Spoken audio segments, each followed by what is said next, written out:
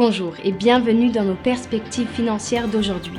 Rejoignez-nous aujourd'hui pour notre analyse du monde financier, des derniers événements et des dernières informations sur les marchés. Thomas va nous aider aujourd'hui, depuis la salle des marchés. Le Kazakhstan a coupé l'alimentation en électricité des entreprises qui exploitent des crypto-monnaies un jour avant que certaines parties du pays ne soient touchées par des pannes d'électricité. Les actions américaines ont poursuivi leur tendance baissière, ouvrant en forte baisse alors que les valeurs refuges gagnent du terrain sur fond de tensions entre la Russie et l'Occident.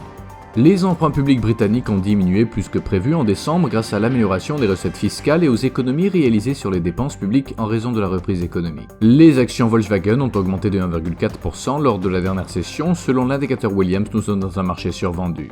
L'euro a légèrement baissé de 0,2% par rapport au dollar lors de la dernière session. L'indicateur RSI donne un signal haussier, ce qui correspond à notre analyse technique globale.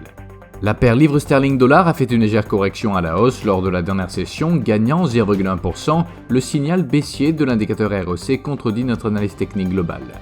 La paire dollar australien, dollar américain a connu une légère hausse de 0,1% lors de la dernière session. L'indicateur stochastique RSI indique un marché survendu. L'indice coïncident du Japon sera publié à 5h GMT, l'indice économique avancé du Japon à 5h GMT, la confiance des consommateurs de l'Irlande à minuit 1 GMT, la décision de la Fed sur les taux d'intérêt aux États-Unis sera publiée à 19h GMT, l'indice avancé Westpac en Australie à 23h30 GMT, la déclaration de politique monétaire de la Fed aux États-Unis à 19h GMT. Nous espérons que vous avez apprécié nos perspectives du marché d'aujourd'hui. De la part de toute l'équipe, nous vous souhaitons une journée de trading productive. N'oubliez pas de nous rejoindre la prochaine fois pour toutes nos analyses des derniers événements et nouvelles sur les marchés financiers.